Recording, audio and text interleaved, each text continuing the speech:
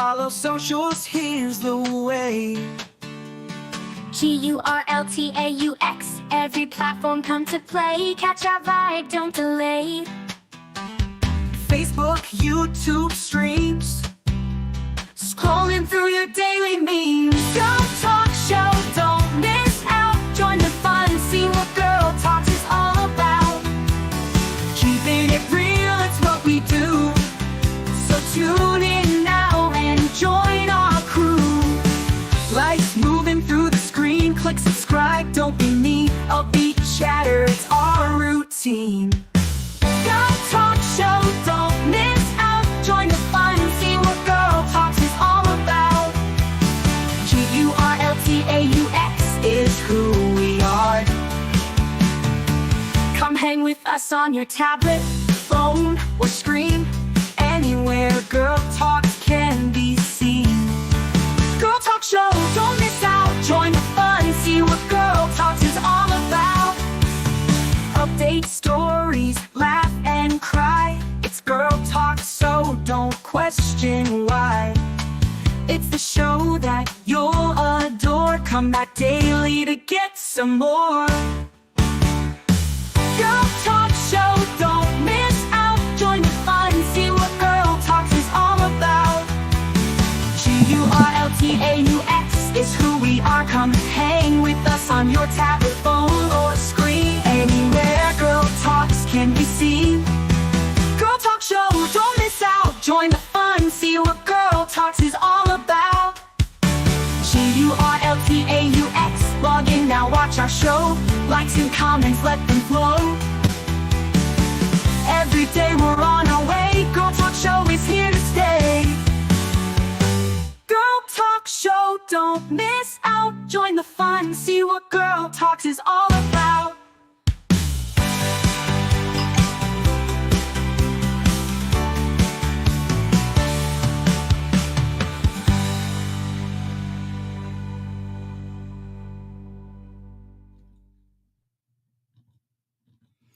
Hello, hello, hello. It is that time again. It's Friday. Yay.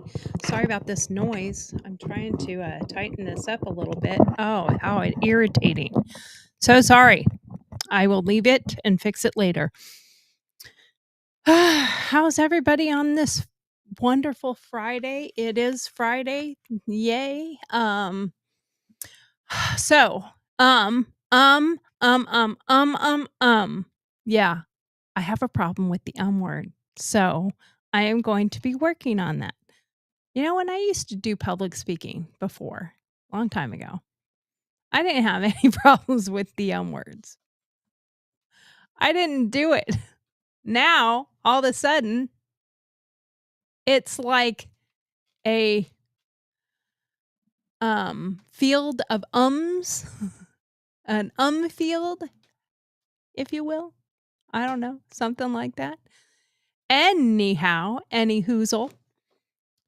So today's episode is Tough Talk, not a blunt BeeYotch. Owning your honesty without the hate. Now, the reason I'm doing this particular episode is because I am that blunt BeeYotch. And I do own it. But it's because I'm honest. It's because I say what I think. I don't pull any punches. I call a spade a spade. My mom said I need to get a jar and put a penny in every time I say the word.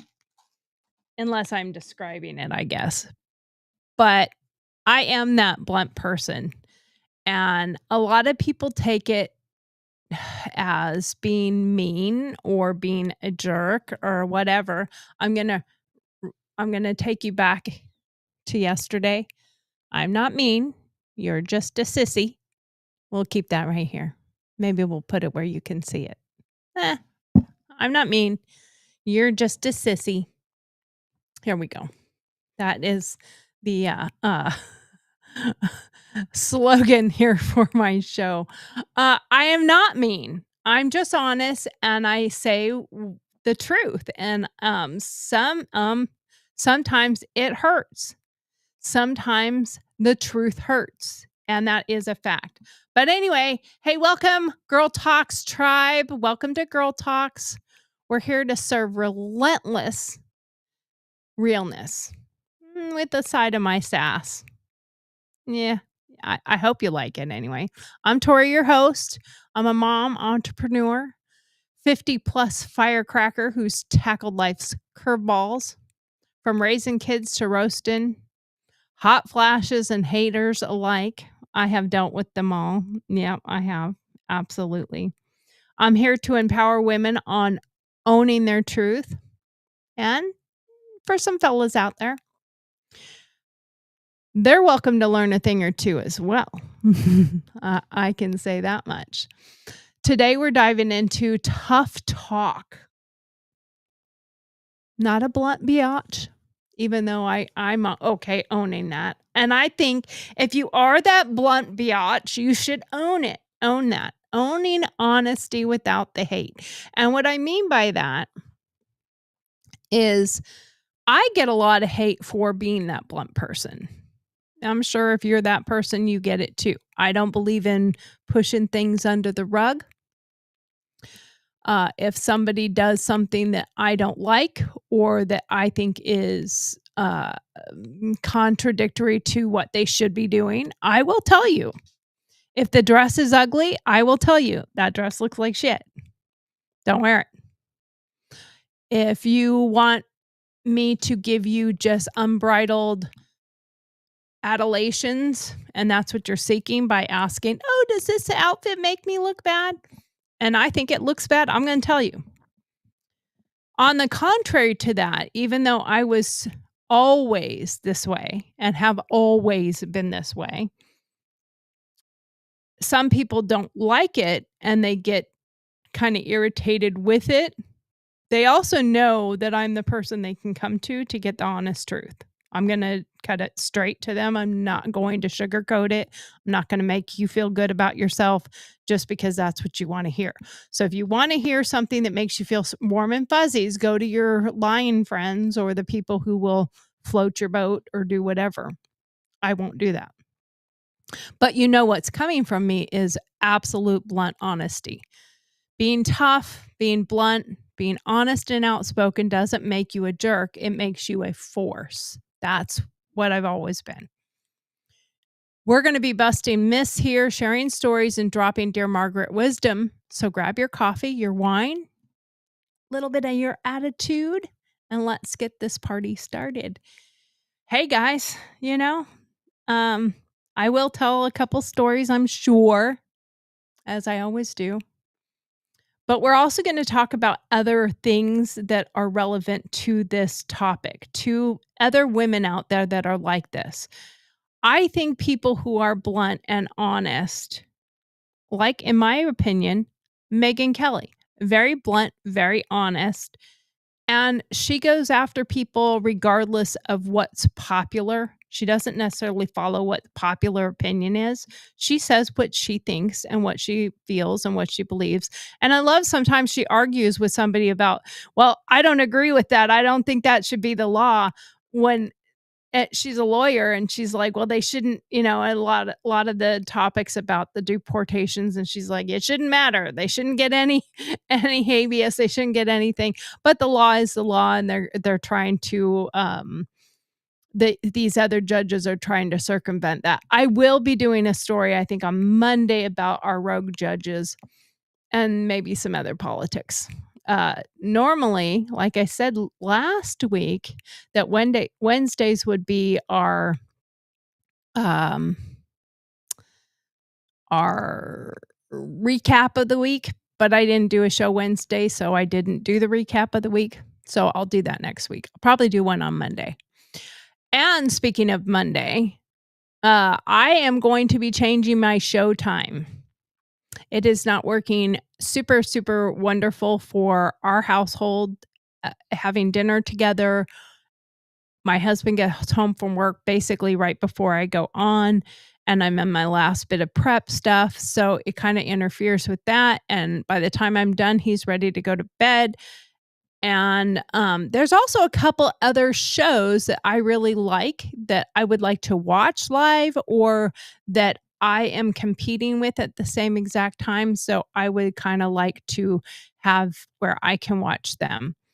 So I am going to be changing my time once again. Sorry for the inconvenience, but this is the time to play with all the algorithms and play with what I'm doing when I don't have a huge number of followers yet. I'm getting there, but and I don't mean like getting there with a huge number of followers. I've been there, done that. I will get more followers. I'm not too concerned with that. They will come. As they say, if you build it, they will come.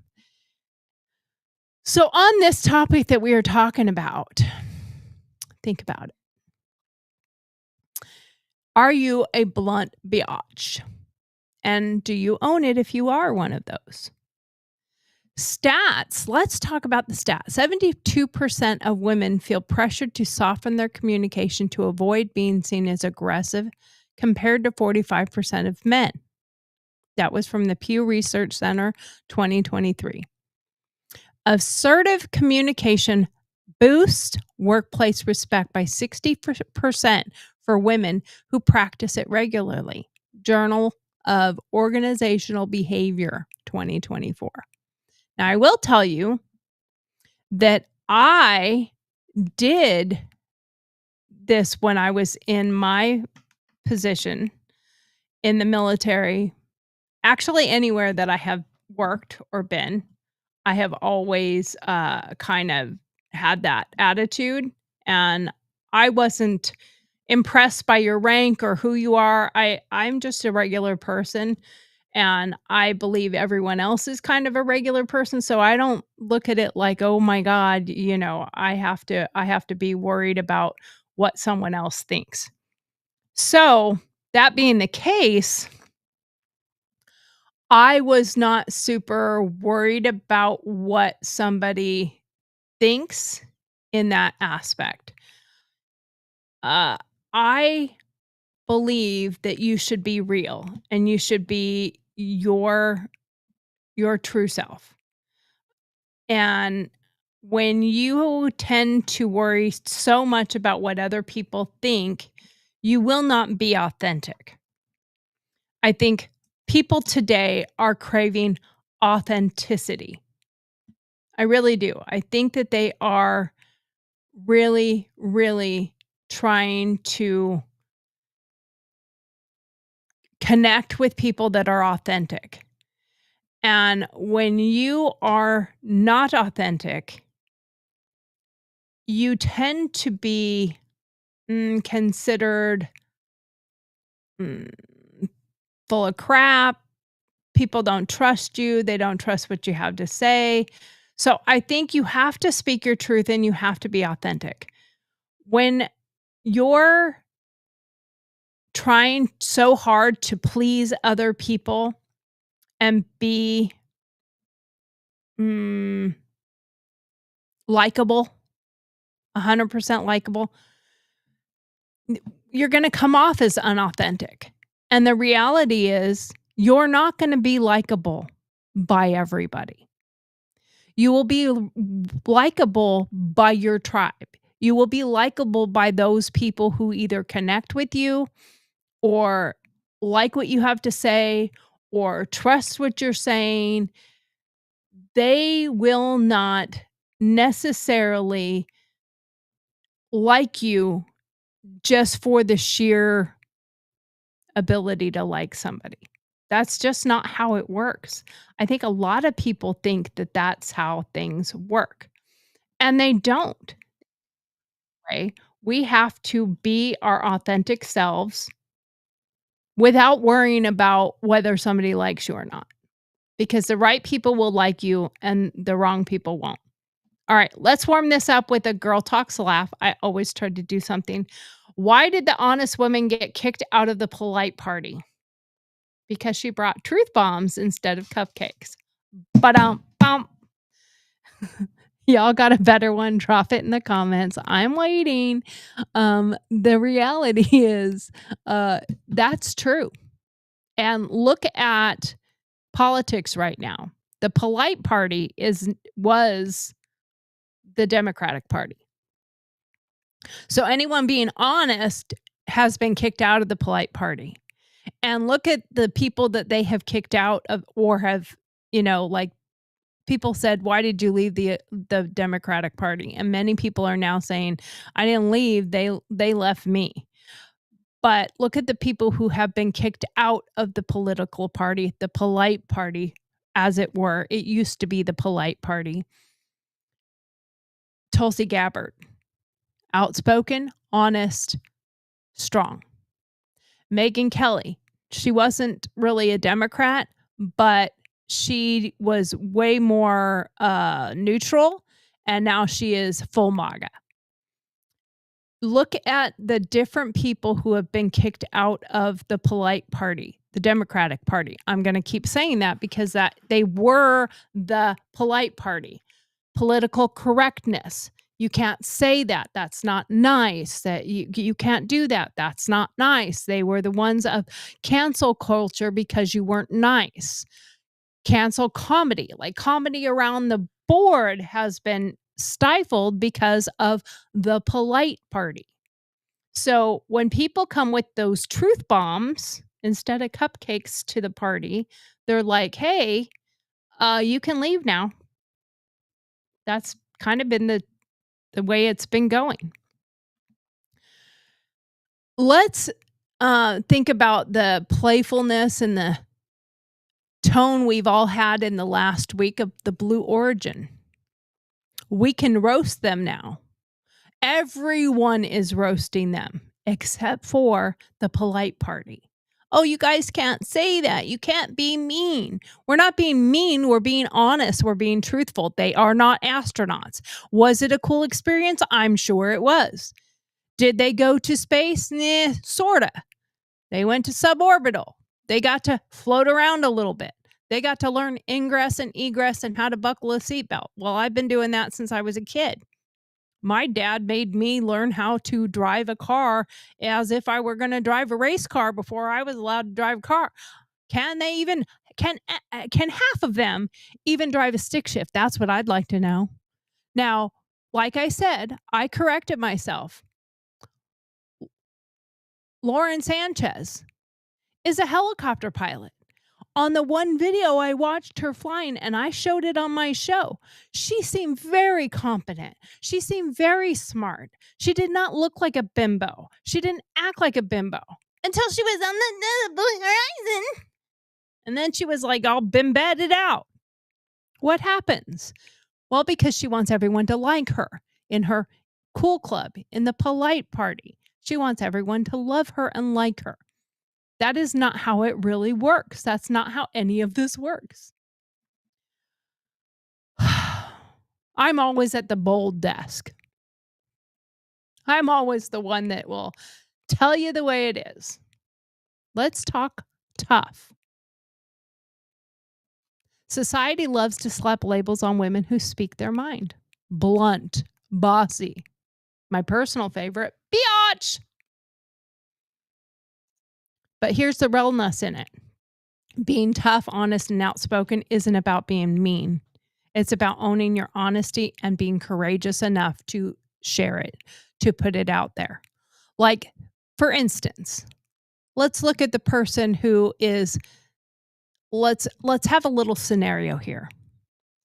You're getting ready to get into a car and go somewhere with your friends. There's a group of you, maybe 4 or 5 people. You're all getting into the car.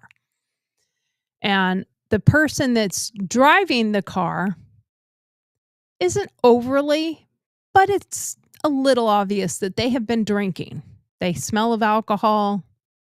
They might be slurring their words a bit. They're maybe even a family member. Who knows? Or you're new to the group. And nobody says anything. Nobody. They're all just getting in the car. There might have been a little side eye. There might have been a little, I wonder. There might have been even a little chitter chat between a couple people. Like, I think he's been drinking. Yeah, I think he's been drinking too. But yet they don't say anything because they don't want to be mean. They don't want to be rude. They don't want to be the not polite person. So they don't say anything. They quietly go to get in the car. Now, me, I'm there. I'm that new person that y'all just brought into your group. And I'm like, hey, I'll just stand there. When somebody says, well, are you getting in? Nope, I'm not getting in. He's been drinking. I can clearly see he's drinking. I can smell the alcohol on him, and I'm not getting in a car with him driving. Do you want me to drive? I'll drive. I'm sober. But I'm not getting in if he's driving. And then quite often what happens is this is the domino effect. And then everybody else is like, yeah, dude, I think you've been drinking a little bit too much. And, so there is that part of it where once one person speaks up, others will follow because you came out first and you were the mean one. You were the one that addressed it. So outspokenness is not always about being mean. Sometimes it's just being frankly honest and having the courage to be the first one to speak up, being the first one to say something. Whether you're calling out nonsense at work, setting boundaries with your family, or just saying no to that shady potluck dish or that person driving that's intoxicated. And to me, I don't care how intoxicated. Little intoxicated is intoxicated. You're not a little bit pregnant. You're either pregnant or you're not pregnant. You're either married or not married. You're not a little bit married, you're not a little bit pregnant, and you're not a little bit intoxicated. You're either one or the other. How the level of intoxication, yes. The trimester you're on, yes. How long you've been married, yes. But are you still those things? Correct. You have to have the ability to say no or speak your mind or be honest with those people around you, whether it's friends, your work, or your family. It's okay to be that person. Tough talk is power, not pettiness. Now, at the same time, I use that word all the time, petty. I'm petty. I love me some Tom Petty. I ride on the Petty White train. I listen to me some Petty LaBelle. And I know those are not their names. It's something that my son came up with. In fact, I can probably even pull it up because my son sent me a thing of what the real saying is that he came up with a while ago. Now, I'm not sure if I'll be able to find it really quickly, but I might be able to. Who knows? I send a lot of junk to him. Yeah, probably not. Probably not. I need to write that one down so it's a little more clear of what the petty train is. But he's the one that started that he listens to Tom Petty, rides the Petty White train, and listens to Petty LaBelle. That's what he has. He started that, so it's his fault. Just gonna say it's his fault, and I'm here for it. I'm all here for it. Oh, I got to plug in my phone. My phone is gonna die. So I can have a little pettiness in there, but is pettiness also just a silver lining around honesty? Is that what it really is? Because I think that being a little bit petty is showing that you're just honest with what's going on and what you see happening. It doesn't mean that you're being petty. Well, I mean, there are people that can just be completely petty about the smallest things. I'm not talking about that. I'm talking about just being honest in general, not sweeping stuff under the rug. The world's got it twisted, though. Stats show that 72% of women feel they gotta sugarcoat their words to avoid being seen as aggressive, while men, only 45%, feel the pressure. Let's not start on the double standards. When a guy's direct, he's confident. When we do it, we're rude. No, ma'am. No, ma'am. I'm not rude.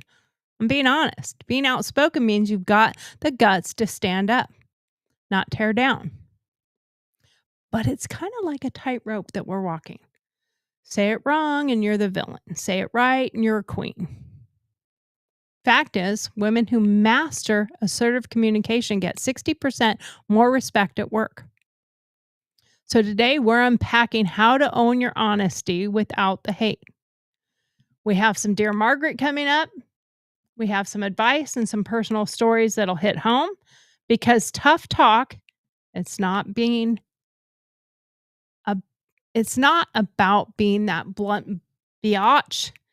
It's about being a badass at heart. It's about being strong, having courage, and the brazen capability to call a spade, talk the way that you talk, be honest and truthful, and tell the facts, and not be sidelined by politeness, not be sidelined by political correctness, not be sidelined by the polite party, where you can really just be who you are. Like I said, 65% of women report being criticized for direct communication compared to 38% of men.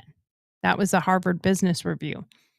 Women who use assertive language are 50% more likely to influence outcome in negotiations. Likewise, I do swear sometimes. I have a potty mouth. There's that word. Bad word. That's a worse four-letter word than the FUCK word, but in my book. But you think about it, quite often if a woman uses those words. Now, I don't think you need to do it all the time. I don't think you need to sound like a total sailor potty mouth. But the reality is, and it depends on your age, I think in the old school mentality, my mom can't stand it at all. And I've rarely heard her cuss compared to me.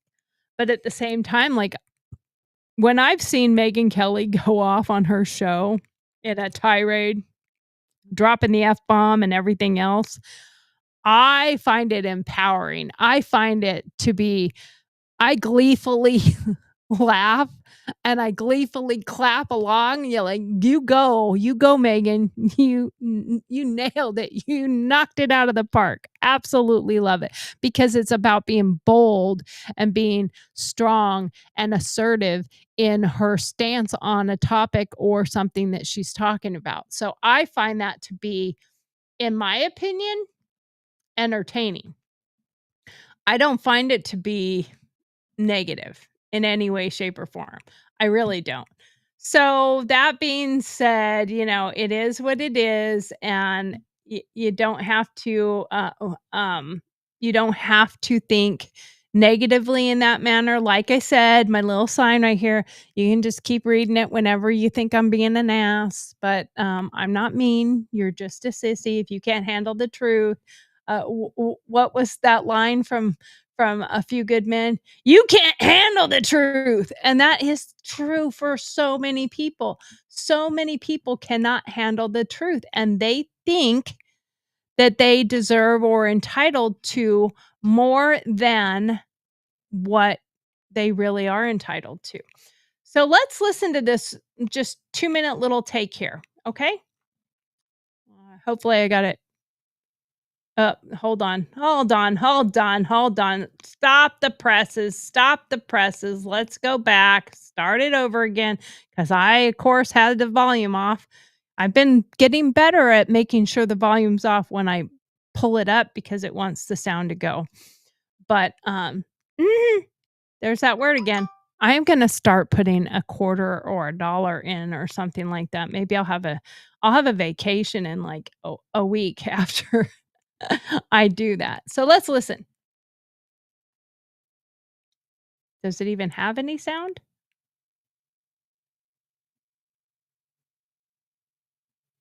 Now, please, View this through gay-colored lenses, but no, what it takes to come out of any closet is essentially the same. Number 1, be authentic. Take the armor off. Be yourself. That kid in the cafe had no armor, but I was ready for battle. If you want someone to be real with you, they need to know that you bleed too. Number 2, be direct. Just say it. Rip the Band-Aid off. If you know you are gay, just say it. If you tell your parents you might be gay, they will hold out hope that this will change. Do not give them that sense of false hope. And number 3, and most important, be unapologetic. You are speaking your truth. Never apologize for that. And some folks might. Now, the thing is, even though that this is about his coming out of the closet, that was his TED Talk, was about coming out of the closet. Even though that's what it is, everything that he is saying is accurate and usable in all realms of life. In your business, in your personal, in your family, everything that he is saying is still the same. You think about it, what he is saying is be authentic. I had no armor, Whoops. but I was. Be authentic. Absolutely. 100% accurate. Be direct. That sometimes being direct is what people consider being rude. Being direct, and then be unapologetic. Absolutely 100% you should be unapologetic. Don't apologize for being that honest, blunt, truthful person. You don't need to be apologetic for that because you are being authentic. Don't be apologetic for doing those things. Absolutely. Let's continue with another minute. Apologize for that. And some folks may have gotten hurt along the way. So sure, apologize for what you've done, but never apologize for who you are. And yeah, some folks may be disappointed, but that is on them, not on you. Those are their expectations of who you are, not yours. That is their story, not yours. The only story that matters is the one that you want to write. So the next time you find yourself in a pitch black closet clutching your grenade, know we have all been there before. And you may feel so very alone, but you are not. And we know it's hard, but we need you out here, no matter what your walls are made of. Because I guarantee you there are others peering through the keyhole of their closets looking for the next brave soul to bust the door open, so be that person. And show the world that we are bigger than our closets, and that a closet is no place for a person to truly live. Now, again, that is a great story for coming out of the closet, but it's a great thing to look at in your own personal life. Everything that you're doing, you should not stay in the closet with how you feel about something. You shouldn't. I think it's also one of the biggest reasons why there's divorces. One of the biggest reasons why there's divorces is because of people who don't speak their minds. They don't speak truth to what they feel or what they're thinking. Think about this for a moment. And this is a lot of relationships, a lot of marriages and whatnot. If you don't set boundaries and you don't stand up for yourself and you don't speak your mind and things happen, and you let it go. You don't want to rock the boat. You just want to ride the wave gently through the ocean on your little happy cruise liner that you're on. And you don't want to cause any rifts or any problems. But yet that person keeps doing this thing. It irritates you. It annoys you. It bothers you. You think it's rude. You think it's disrespectful. You think it's hurtful. They don't consider your feelings. But yet you let it go, and you let it go, and you let it go, and you let it go. Well, other things start creeping in along the way. So those other things bother you, And that first thing bothers you. And now you just keep piling them on top of each other, bigger and bigger and bigger. And eventually, at some point in time, let's say you've been married for 10 years or 12 years or 5 years or whatever it is. And finally, they do that same thing. It's the one at the bottom that you let go for so long. And you say, oh my God, it really irritates me that you, let's say something super petty, that you put the silverware in the dishwasher with the utensils up instead of down. I want them down.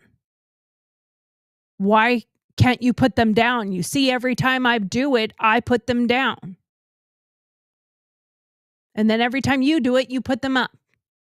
But then I correct it and I put them down. Why can't you just, I'm sorry, I didn't know you wanted them down. Why didn't you ever say anything? You've never said anything. We've been married for 15 years. Why haven't you ever said anything? I didn't know that you wanted them down. I've always wanted them down. It's bothered me every day. It's bothered me every single time I do the dishes. Well, you've never said anything, so I didn't know it bothered you. But now it bothers you so much that that person is kind of like sideswiped as to even knowing it bothered you, because you never shared that. You were never authentic. You never owned your truth. Even if it's something as silly as silverware in the dishwasher. I tell my husband all the time, because he is that person. He will not say anything. He doesn't want to rock the boat. He never wants to have any riffs. He doesn't want to be that person. He's very, very quiet about things. He's much better now because I push him to tell the truth. I push him into his authentic self. And I read his facial expressions. I read his body language. And I say, your mouth just said, yes, that sounds great. But your eyes said, I hate what you just said we're going to do. Or I don't want to do that. Or I don't like that. Or why do I have to do that?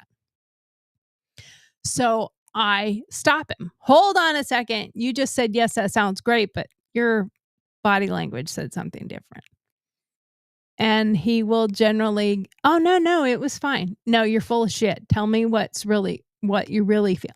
Well, actually, we have this one story. It's called the pillow story.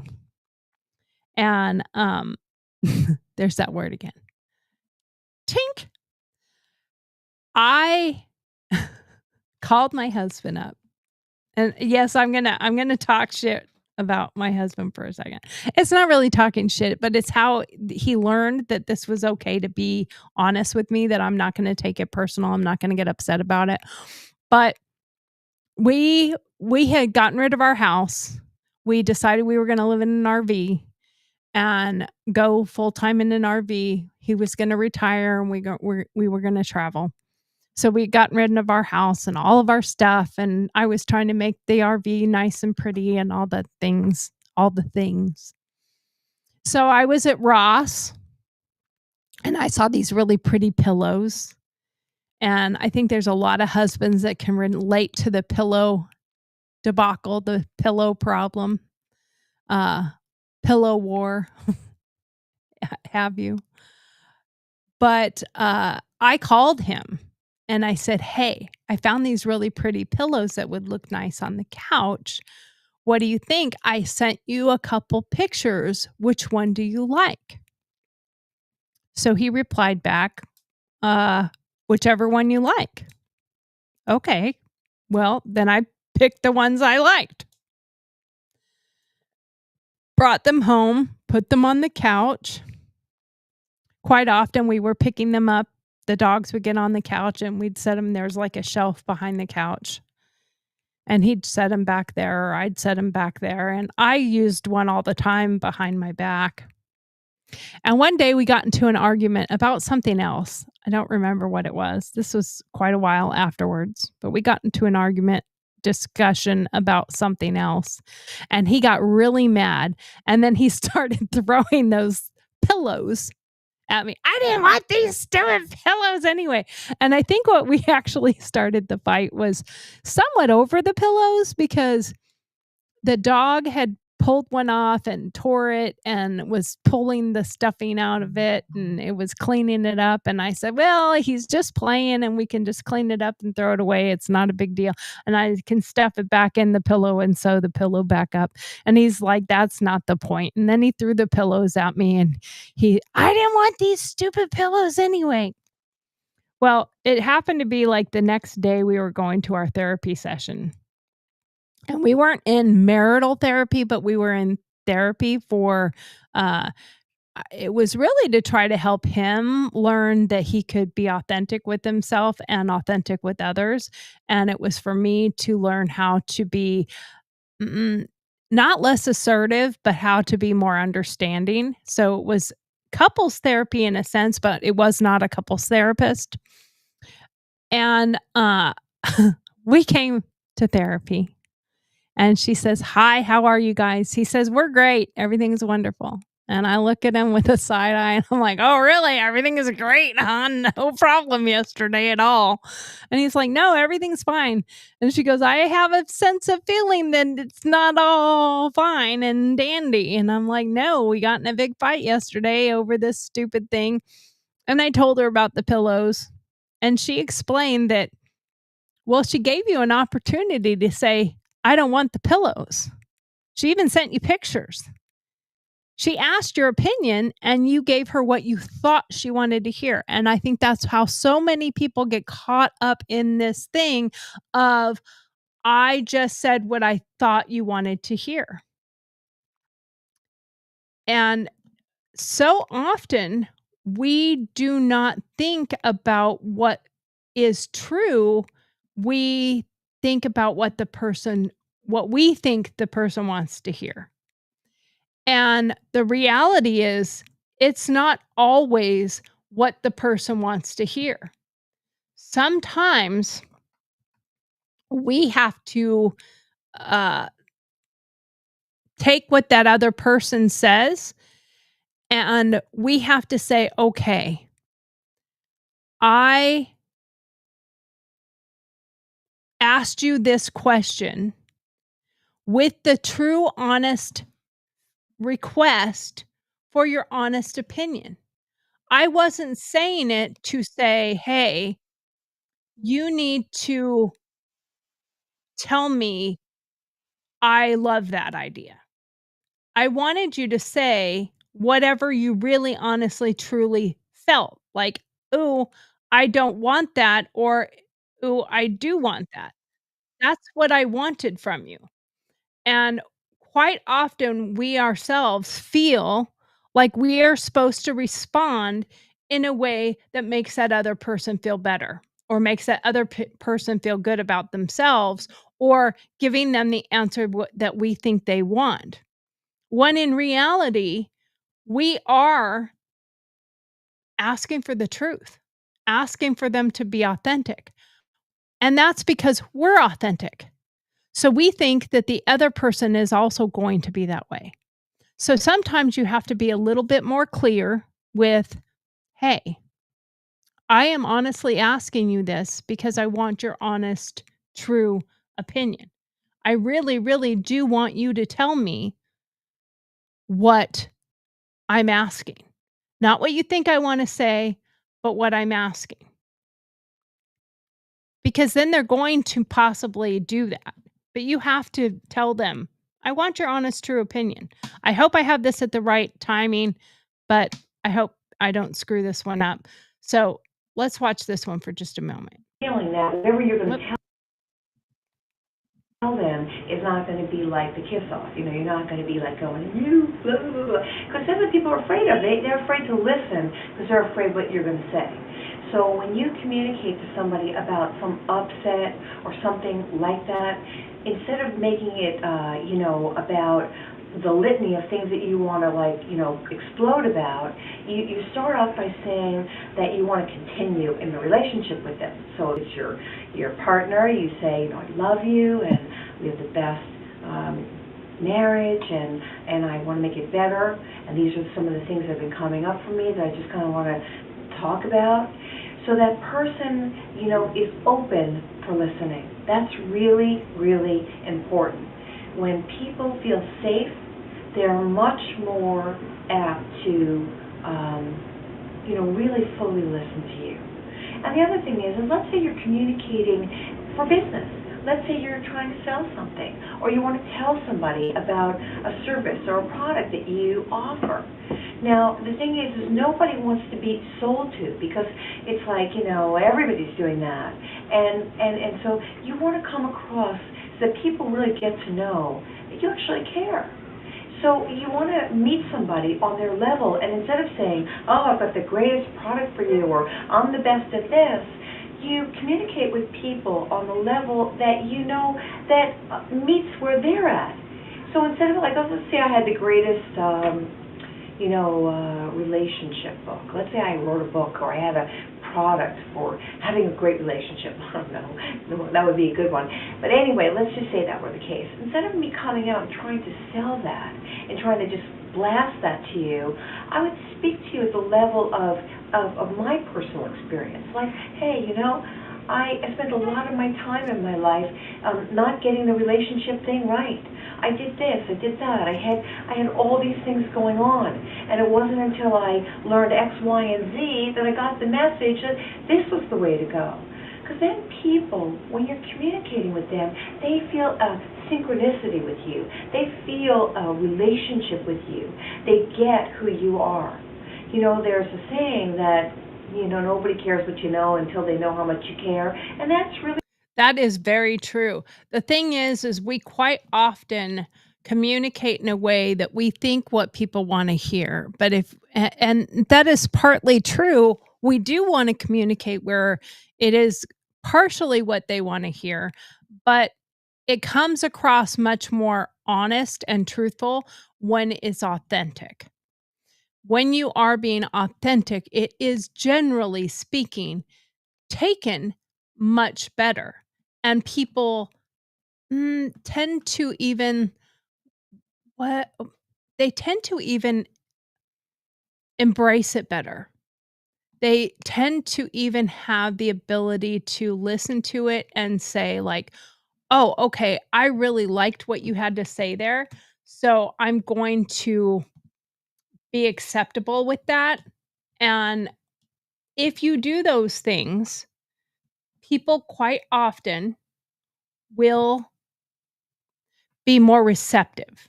I think that's the best answer there is people will tend to be much more receptive if they feel that what is coming across from you is authentic.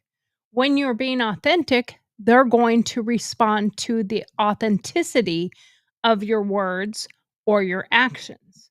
So we tend to say and do things that are placating. So we don't want to always do a placating thing. So all of you know what time it is. It is Dear Margaret time, where you drop your dilemmas and I dish out the wisdom, my wisdom. Take that with a grain of salt. This segment has my heart, absolutely. I did this segment because of the interview with and I know I did that wrong, but with JD Vance with Margaret, and she was talking about the Trinidad Aragua Venezuelan gang that they're only taking over a couple apartment complexes, and he's like, I don't care how many there are, there shouldn't be one. And she continued to push that, and he said, frankly, I don't care. Or I don't think he said frankly, he said, I don't really care, Margaret. I don't want any of them here. So I said, I'm going to do my modern take of Dear Abby. That's a little more modern today, because you can email me your questions at dearmarg, DearMarg, at GurlTauX.com. And that's GurlTauX, because we're going to talks about it like we're doing right now. So that's where I came up with that in the first place. It has my heart. It's my segment that I really like, because I love the realness that it brings you. You tell me a question or ask for advice on something, and I'm going to be bold, tough, BeeYotch with it. But I've got 4 letters today about being tough and honest without being catching the blunt BeeYotch shade that we all get. So let's do this one. Whoop.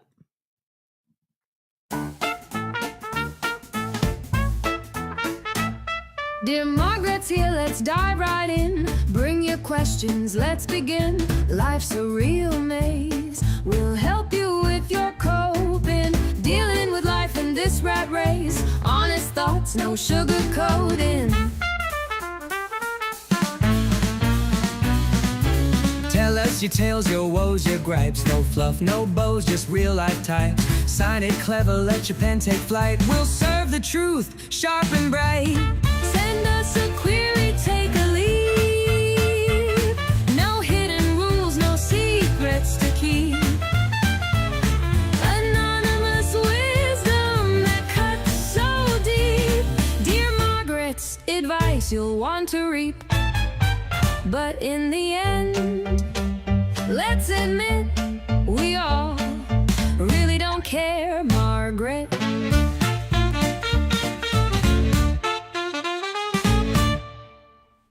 Absolutely. In the end, we really don't care, Margaret. Right. That's the way it goes. So here we go. We're going to get started with number one. All right. Dear Margaret, I'm 52 and done biting my tongue at work. I spoke up about a bad idea in a meeting, and now my team calls me abrasive. How do I keep it real without being the office villain? Signed, Truth Teller in Tulsa. Well, Truth Teller. Sometimes that is where it starts. It starts with that first one. It starts with that first person that you have to be honest, and you have to be maybe even a little bit abrasive. You're not necessarily being abrasive, but the respect that you have to get has to start somewhere. Truth teller, you're not abrasive unless you are. I mean, we all have to take account into ourselves, but being assertive does not make you abrasive. And they need to catch up with you. Women get called out for directness. Like I said before, 65% of women than men are considered in a negative manner when they're assertive or abrasive or bold. But I think you should keep speaking up, but try the sandwich trick. Start with a positive, drop your truth, end with a team vibe.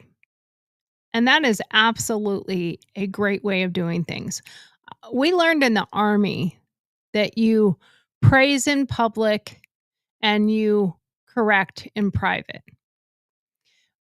But if you have to do something like after action review, you have to do a review of something that you've been working on, or a project or something like that. Well, you can't just keep the negatives out of that.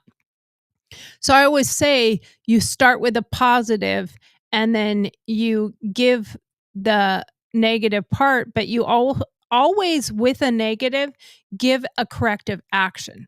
Give an answer of how you can correct that thing that you think didn't work or isn't going to work, or that you don't like this, but have an alternative, have a solution.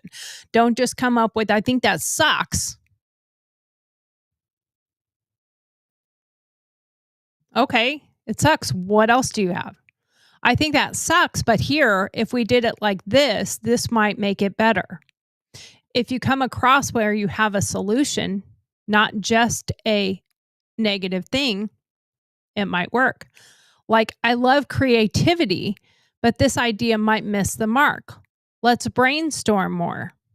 You might have where you can just brainstorm it and say, I think it's there, but it's like not quite there. So let's brainstorm more and let's get it there all the way. Watch Charisma on Command on YouTube for charm tips that keep it real. You're a leader, not a villain. Own that crown. I do have a link to that one, which I might play, but it's how to be assertive without being rude.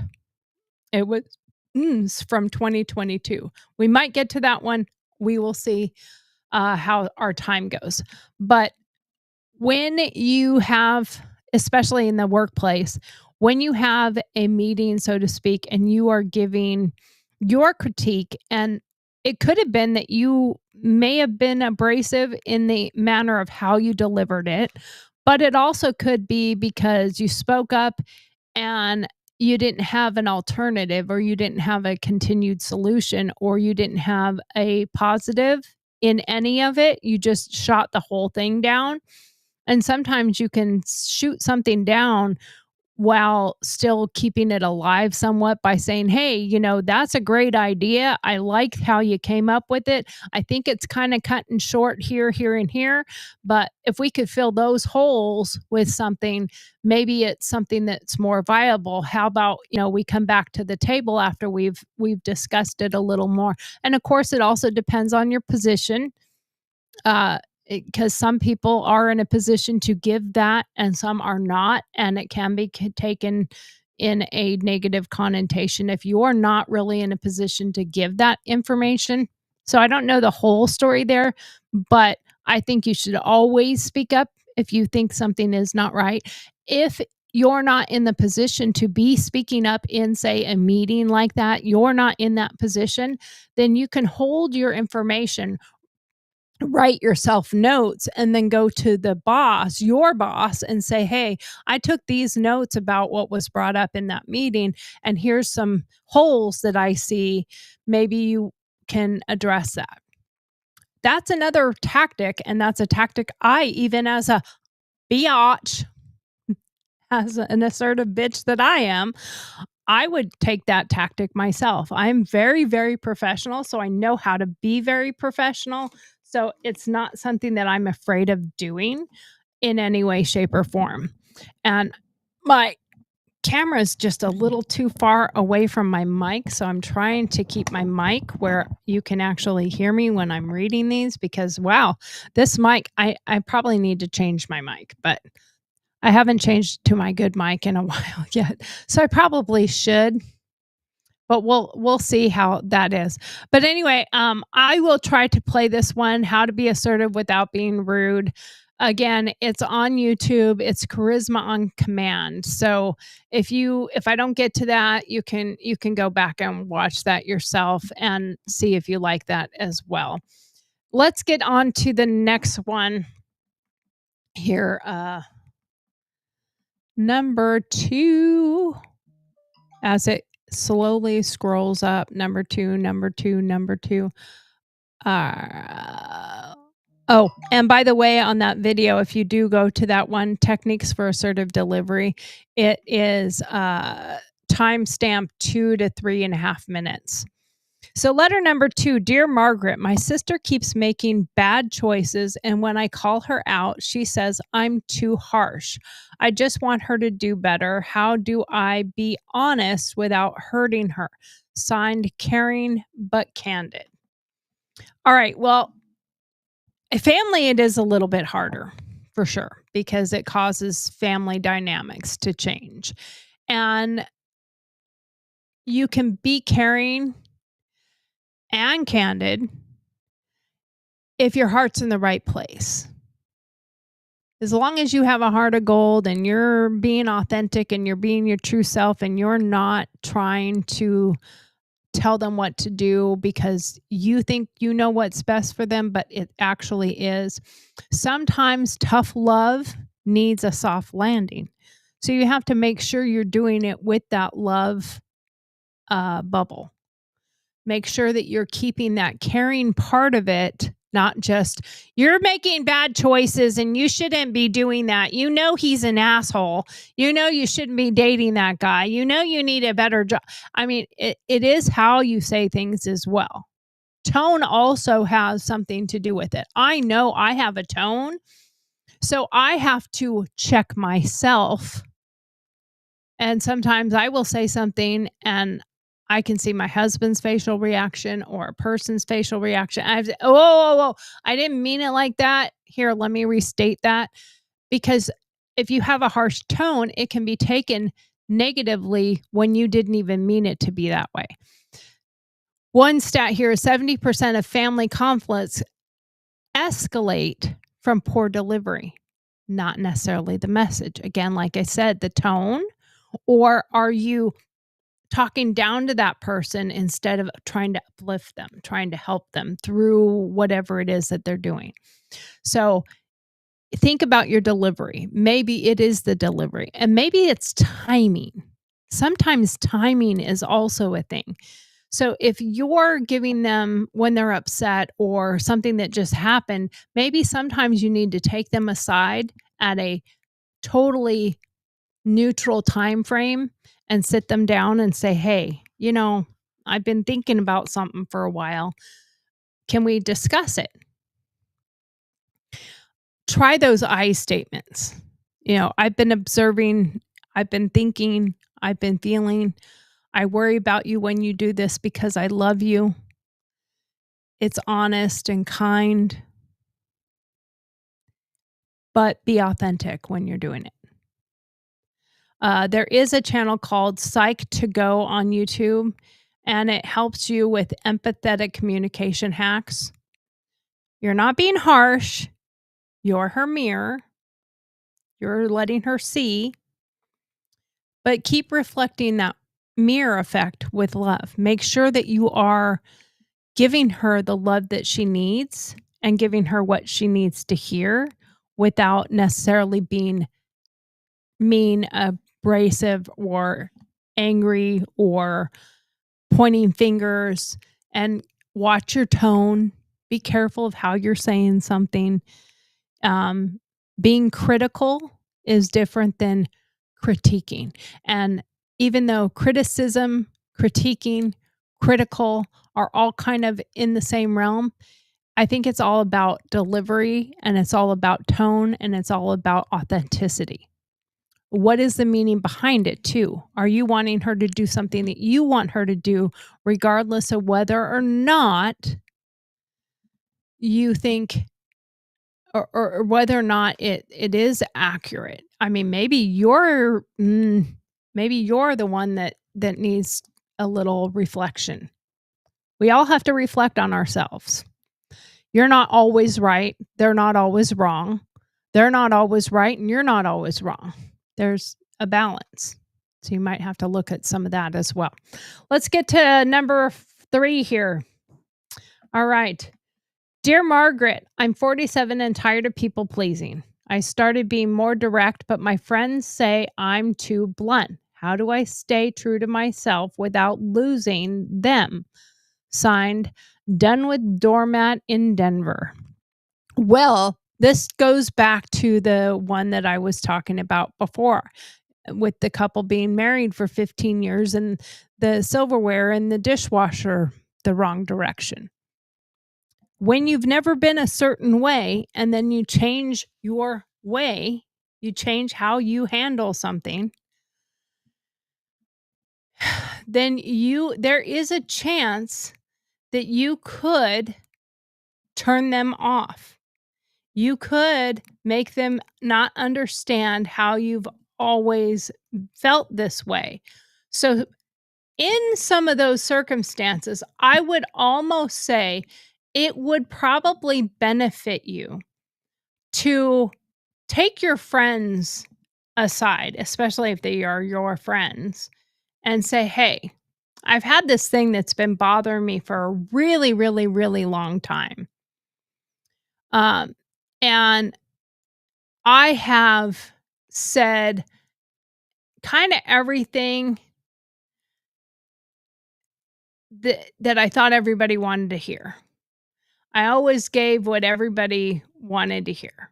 I was always super nice about everything." And you have to think about what they are going to perceive that. How are they going to perceive that? Are you going to just start truth bombing them and start being that, I'm bringing the truth bombs instead of the cupcakes? Are you all of a sudden gonna be, I'm not mean, you're just a sissy? See, I've always been that way. So no one can say, like, all of a sudden you're like this person. If you're done being a doormat, it's because you weren't this person all that time. You were always that one that kind of let things go. I'm going to welcome you to the no nonsense club. But at the same time, you have to be careful with how you handle that, because if your friends are shook over it, it's because they're not used to you being that way. And you probably need to sit them down and be authentic, unapologetic, and direct and say, I have let a lot of things slide for a long time because I didn't want to hurt anyone's feelings. I wanted everyone to like me. I wanted to have my friends. I wanted to do all these things, but I just feel like I'm being unauthentic. And I am working on changing my authenticity. And it could have been because of a marriage, a divorce, whatever, that now directed you into being honest and truthful and more assertive. So you have to think about that. Remember, 60% of women face pushback when they stop people pleasing. That's according to AARP 2024. Being direct isn't blunt, it's authentic. But you have to soften the edges. Make sure that you're being real. I value that, but do they value that? How's the landing? How's your tone? How are you delivering it? How's your delivery of your message versus what is the message? Watch Mel Robbins. She does some great talks about tips on owning your voice. You're not losing friends, you're finding your tribe. And it might be that, people come in and out of your lives at specific seasons for a reason. And sometimes losing friends helps build you a different way. Sometimes you have to go through that in order to find what is more authentic. And we're not always going to find that perfect balance. We're not always going to find the perfect answer. We just have to find what is our truth. We just have to find what is real for us. And sometimes you lose people in the process. Anyway, listen to Mel Robbins. She does an awful lot on yourself and how to speak and communication with confidence, how to speak your truth, strategies for authentic communication. She has some really great pointers. And I tried to find the video. I saw this a long time ago, but I did try to find it and I couldn't find the one. So I don't know if she changed her YouTube channel, because her YouTube channel now only has like 7 videos on it. So it looks like she's like rebranding or doing something new.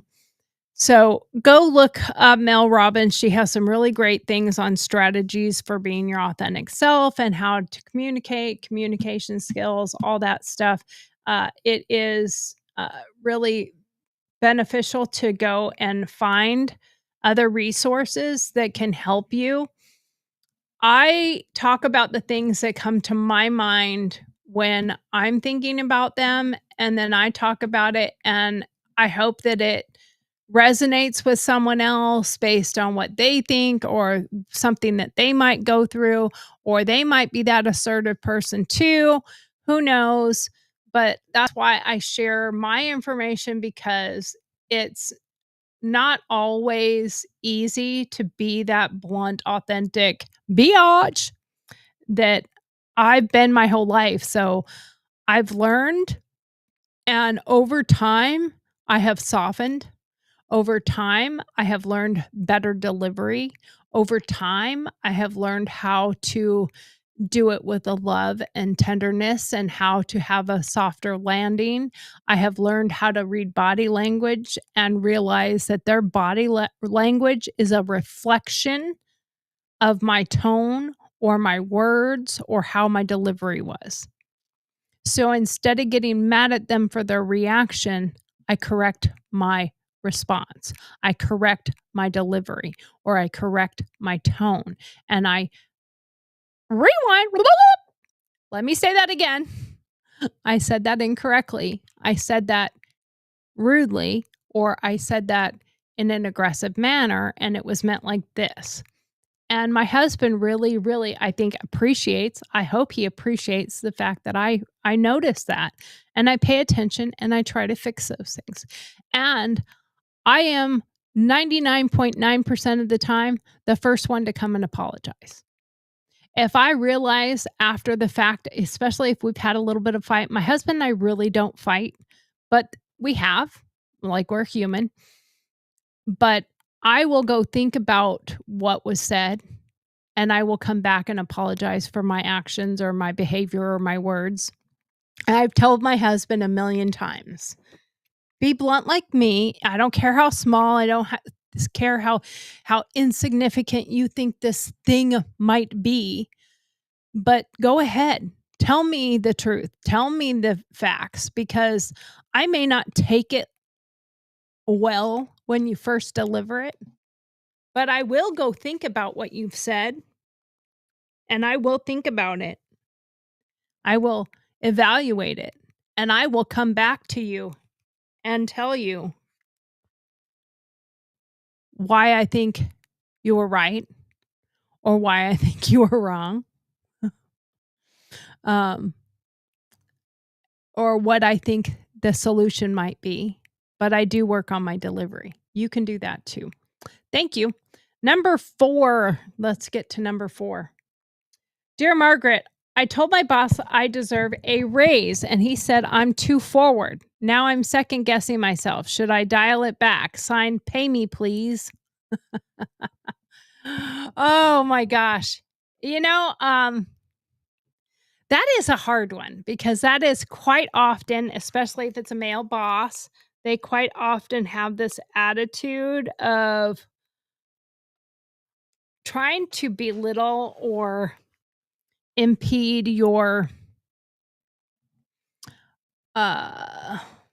forwardness, impede your being emboldened, impede your directness or your advancement even. Don't second guess yourself. Be fierce. Stay fierce.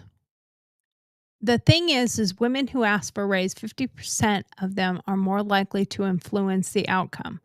But 55% get labeled pushy, or in this case, too forward. I would ask a question. How is that too forward? Am I not doing a great job? Am I not earning what I deserve? Should I not be paid with the amount of work that I do? Ask questions back. He just said, you're being too forward. Ask why. Why was that too forward? I feel I'm doing a great job. Tell me why I don't deserve to make more money. When you ask for it and when you push back, they quite often feel cornered. And remember the conversation we had yesterday. I hope you watched yesterday. But come open, be strong, be tall. And if you see their body language kind of holding in, being a cowardly like in any sense of the word, then push forward. Be more fierce. Dial it back a little bit. Maybe double down with some data. Give them some facts. Hey, I did this, I did this, I did this, I did this. Have I not brought it to the table? Am I not doing, more than someone else?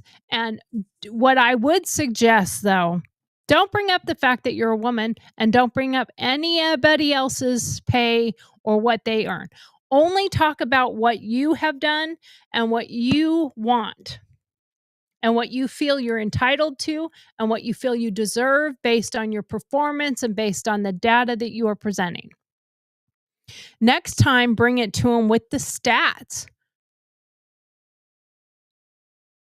Show him your wins. Show him the things that you have done that have been accomplished in a great way. Show him how your percentages have increased. I boosted sales by 20%. Let's talk compensation. Let's talk about those things. Put him in check by bringing the facts. Be authentic, be unapologetic, and be direct. Remember those 3 things. They're so important. Even though that was earlier, that is still very important. Check the Female Entrepreneur on YouTube for negotiation hacks. You're not too much. You're definitely worth it. You have to negotiate like a pro. She does have some great tips on negotiating like a pro. That is a 2024 YouTube. Let's see if by any chance this link will work. But it's negotiation tips for women, the female entrepreneur. Let's see if we can find that at all. And I think that we all have to realize that sometimes I tell people the same thing, like think about it from the perspective of a insurance claim. Businesses are in the same thing. They're in the business of making money, not giving money away. So if you think about it from that perspective, and you think about it from that perspective, okay? So if you are asking for something from your boss or your insurance company, their first go-to is deny. No.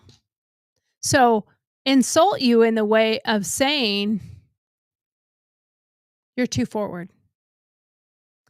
But if you push back and you stay authentic, you are direct, and you are unapologetic, and you come with the stats, and you come with the receipts of why you should get more money or why you deserve it, why you've earned it, why compensation should be equal to the amount of work that you're doing, then you're probably going to get a different result. But oftentimes it takes 2 or 3 times of asking for something or doing something before you get what you want. And if you only ask once and you take that, you're too pushy, and you walk away and you never come back, well, then one, you're not too pushy. You're not too forward if you didn't come back again. But if they think that that will get you to go and shut up and go away, why wouldn't they use that? They're in the business of making money, not giving money away. So you have to think about it from that perspective. If they're not in the business of losing money, then why would they give you those things? I'm not going to play that video because we're getting really short on time here. So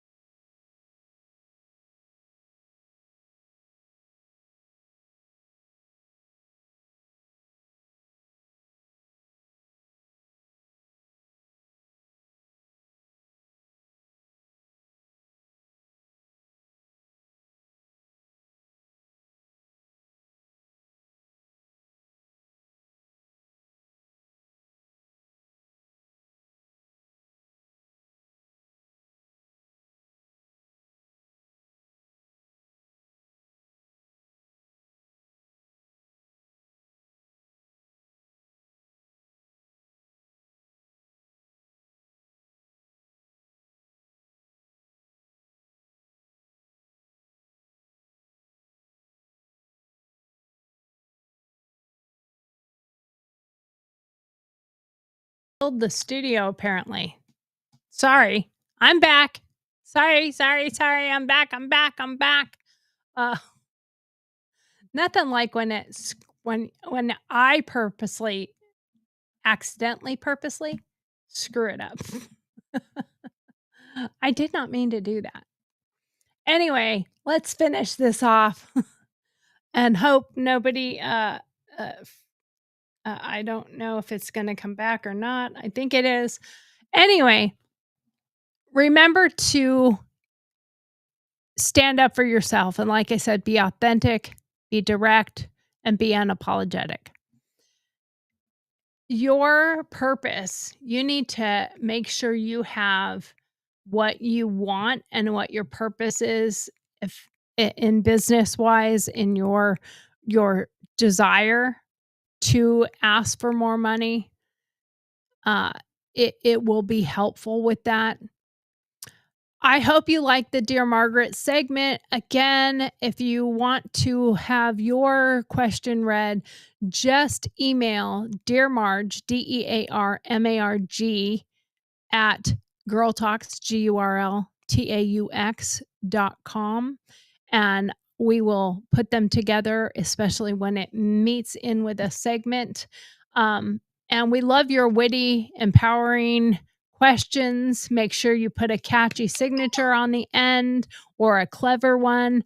We're trying to reach out and be honest and owning our honesty, owning our authenticity. And I'm always direct. I'm going to say what I really think and say what I really feel.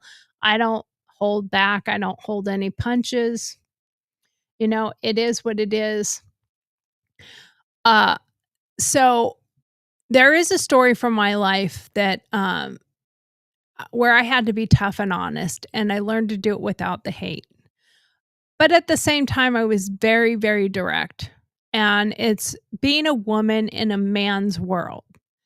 Some of those times where I have witnessed and I have seen women who are quietly give the argument. I guess it's kind of like the Me Too. They held their tongue for a really long time. They just go and make a little complaint in the back room. They fill out a piece of paper and say, I have a complaint. And they end up with just getting a black mark on them, or where other people go like, oh, she's just a complainer. She's a problem. She always has to tell on everybody. Oh, be careful what you say or do. I wasn't that one, because I will call you out right then and there. So, for example, when I was a volunteer firefighter, I had a situation and I learned a lot of this bluntness from my grandmother.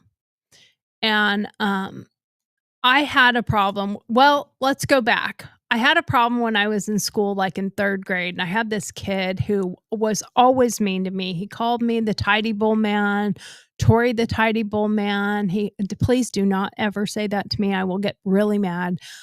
And called me dog face, barked at me all the time. I came home from school and I was crying and I was upset. And I think this is the day or the situation that taught me to absolutely be authentic, be direct, and unapologetic. This was the moment. I came home from school and I was crying and I was all upset. And my grandma asked me, "What's wrong? What's wrong?" And I told her what this boy had done and what he was saying to me. And she said, "Well, if you ignore them, they'll go away." I said, "I ignore him and he doesn't stop. It really hurts my feelings." And I was crying. I said, "I don't even want to go back to school." And she said, "Sometimes you just have to stand up for yourself. And you have to be more aggressive or assertive yourself. Don't let him hurt you. Embarrass him. Make him feel this big instead of you." I went to my room, did my homework, do whatever. The next day I went to go to school and my grandma made my lunches. And inside my lunch box was a bag of dog treats with a note that said, well, when a dog barks, quite often they would love a treat. It will shut them up. So I took that bag with me. I had it in my pocket. And when I went to go to gym class and I was walking through the gym to the locker room, he started again barking at me across the gym with all his little friends in tow, giggling and laughing at, ha ha ha, look at him embarrass this girl. Look at him hurt her feelings. She's going to cry.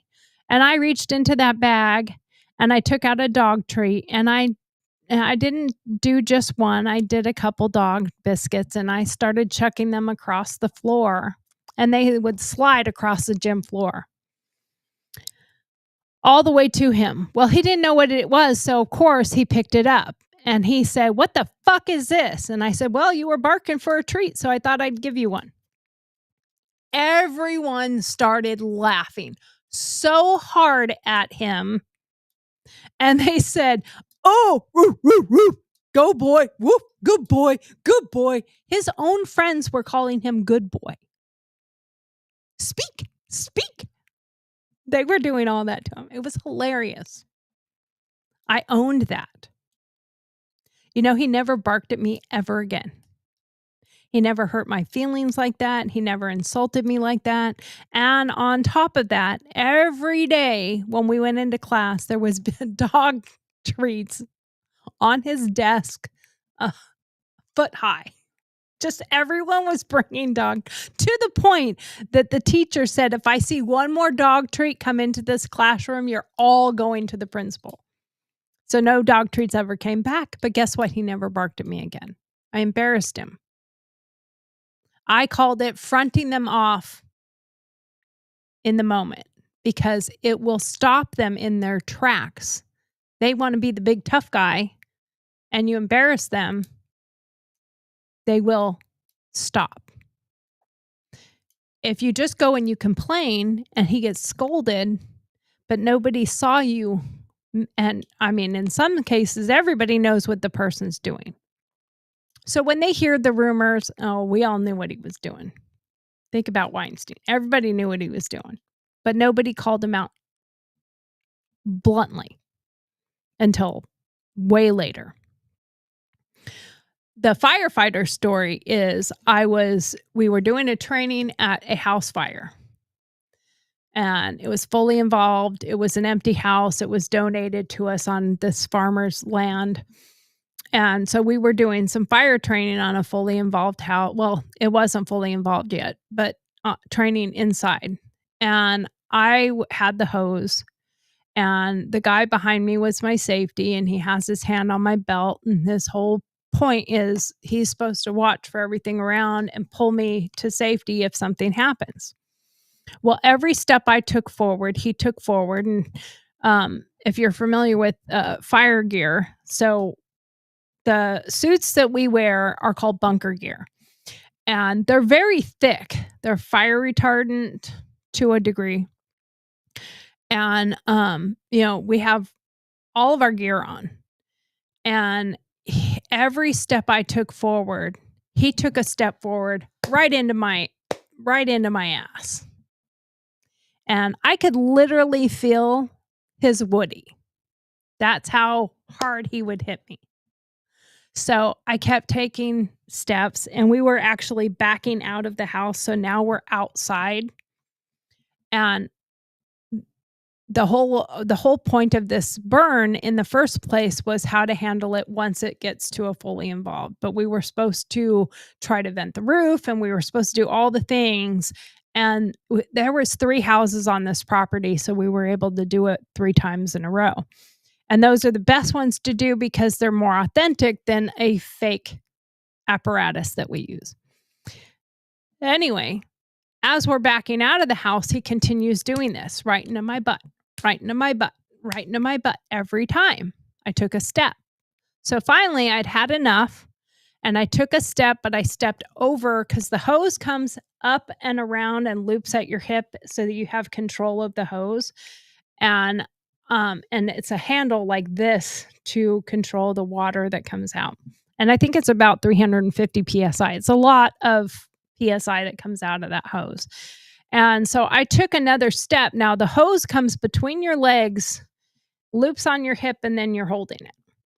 And that way you're not tripping over it. You're walking around it. And so I took a step and I stepped over the hose so that the entire hose was on the side of me. And then I took the next step. And when I took the next step, I threw the hose fully on. I threw the hose and I dove left. And he didn't know it was coming. He didn't know it was going to happen. And here's that hose over there just flailing around all over the place. And he looks like he's trying to attack this wild hose, like he's trying to attack a python or something. And finally, the hose, actually, he catches it and it whacks him in the head. And I mean, it hit him hard. He probably got a concussion. He finally shuts that thing down and he goes, "What the fuck? What are you doing? Why were you doing that?" And I said, "Well, I thought you wanted the hose and you were trying to climb through my ass to get it. So I thought I'd give it to you." Man, oh man, did that put him in his place. I embarrassed him. I humiliated him and I called him out right in front of everybody. I fronted him off. I didn't do it behind closed doors. I didn't secretly go and make a complaint because nobody could have seen or felt what I was feeling. They only observed him. After that, the chief came up and said, "Do you want to file a complaint?" I said, "No, I think you got the message." After that, anyone that came in or out, he would warn them, "Don't mess with that bitch. She'll fuck you up." But I got a reputation of somebody who would be authentic and direct and unapologetic. I didn't burn you just to get up. I didn't do things just to get a leg up on you. I stood my ground, but I did it so much so. Being tough and honest often comes with pushback. People calling you blunt or too much, or let's talk about how to handle the shade though. I didn't have to do that because I have always been this way. I've always been direct. People got to know me that way. But I've always had that shine that people knew I was honest and I would tell them the truth. Most of the time, the haters that you get are because they don't want to hear the truth and they don't like the truth. And when you can handle it and tell it authentically and own it, own your truth. Like that guy, after that, he was still an asshole.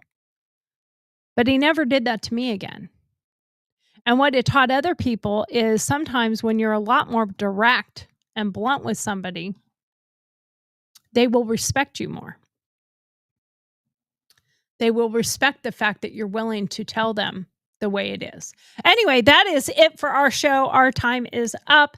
I appreciate you all being here. Please remember to like, follow, subscribe, and share with your friends. I am on my way to 100. I'd like to get 100 followers. And then it'll grow. And then it'll grow. But I'm on my way there. So I think I'm like 15. So let's keep growing this. Come back for more. We'll have some more Dear Margarets. Again, don't forget, my time is changing as of Monday. I will be on at 5 p.m. Central Standard Time. That's 6 p.m. Central, and that is 3 p.m. on the West Coast in the Pacific time zone. Thank you so much for being here. Thank you so much for following and liking, subscribing. Great night. Thank you for watching GurlTauX live broadcast, which airs weekdays at 7 p.m. Central Standard Time. Don't forget to send in your Dear Margaret questions. Then join us for our opinion-based answers. We love having you. Thanks for taking the time to be with us tonight. Don't forget to like, follow, subscribe, and share with your friends. see you tomorrow. Good night. Monday.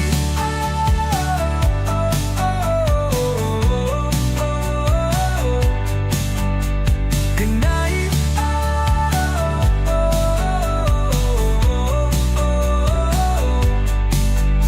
Good night. Good night.